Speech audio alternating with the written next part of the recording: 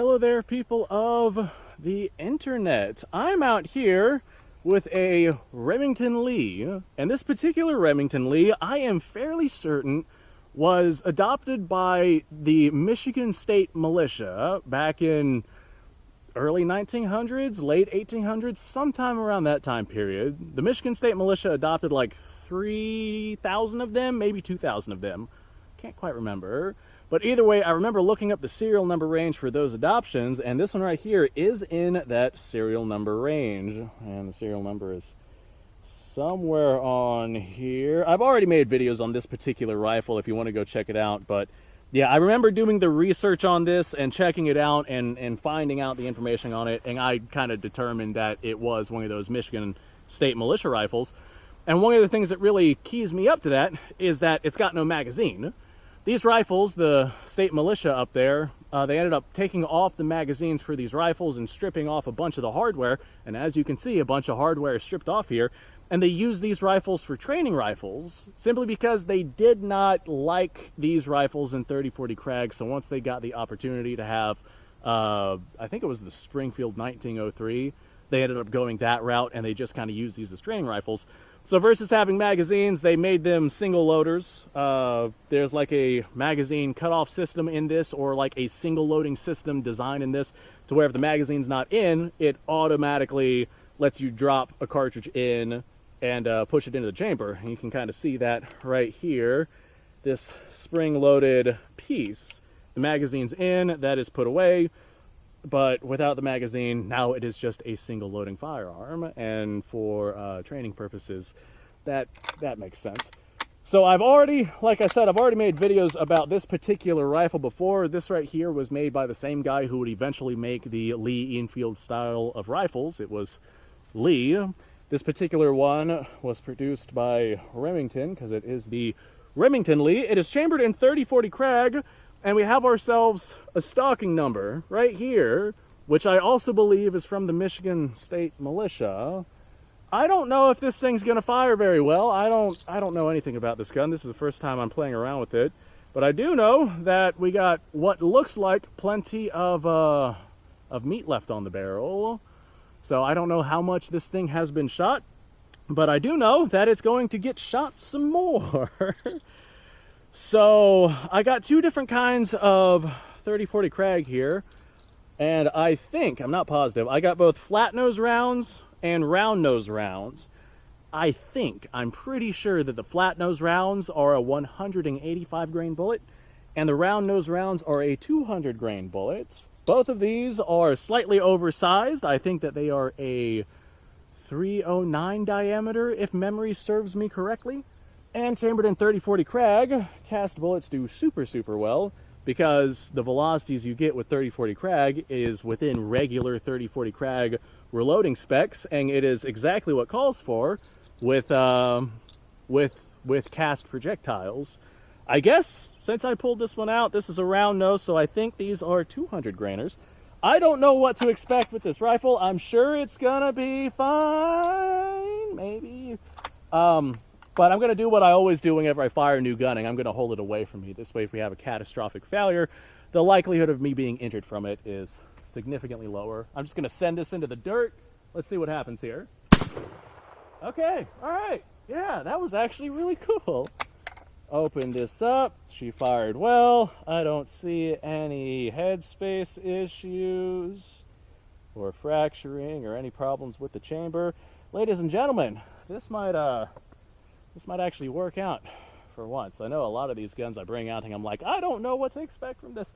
Some of them just do not work out, dude. Okay, well, I got now a flat nose, so this is a 185 grain. I'm just gonna take this and drop it in right here where you're supposed to drop it in. Magazine is not there. Now, in theory, I should just be able to push that forward. Yeah, look at that, closed right up. I got a steel target out there. I'm gonna aim at that and fire. I have no idea if these sights are going to be on. That's at about 40 yards out there. Let's send some lead and find out. Aha! Wow, she smacked that pretty good. That was awesome. Heck yeah, dude. Now, I do see what looks like some carbon around the actual neck of the cartridge.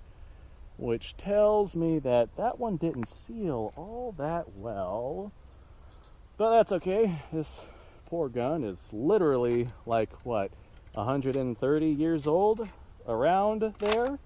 So, well, the fact that it's still shooting is pretty gosh darn impressive. Let alone shooting accurately, because we smacked our steel target out there. I'm going to do that again. We're smacking that steel out there. Man, that is cool. Basically, every single one of those flat nose ones, we have a failure to properly seal, because you can see the carbon around the neck of the case there. Let's see if we get that with one of these round nose ones. One of these good old-fashioned 200 grain 30-40 Krag rounds. These ones definitely hit harder too. There's more recoil behind them. Yep, that's smacking pretty good out there. Nope, we got no carbon buildup on that one. So that tells me that those slower bullets, because they're heavier, they're going to be slower.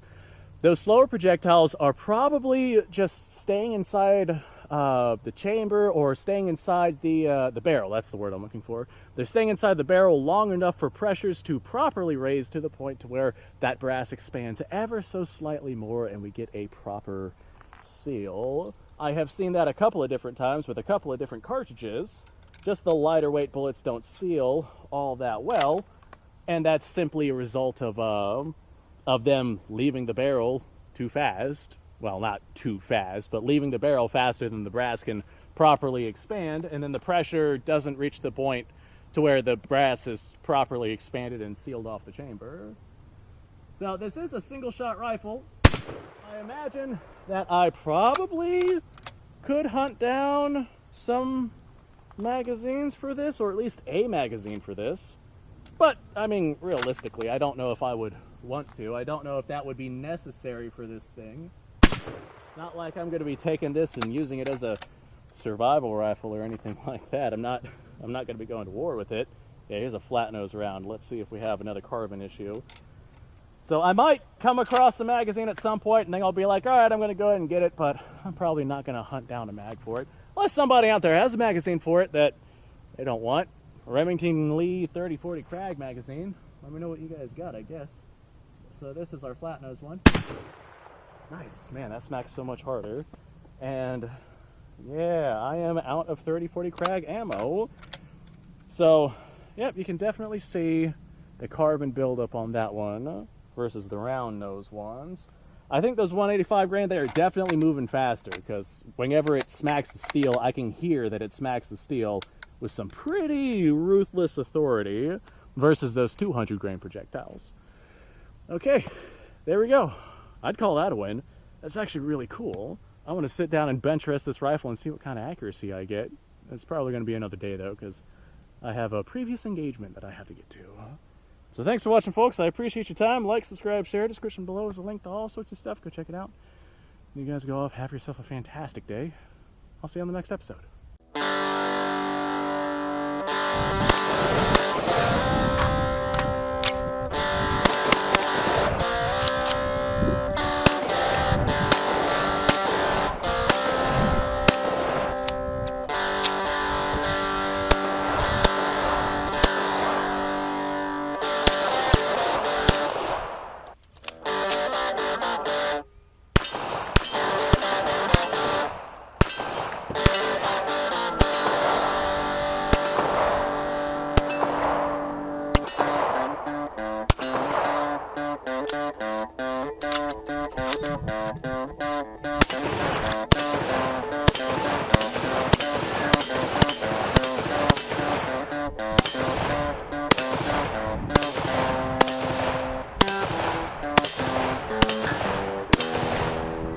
Been a little while since I've done this.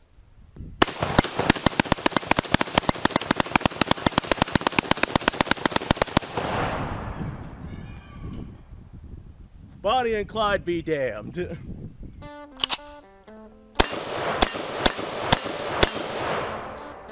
poor man's Garrett.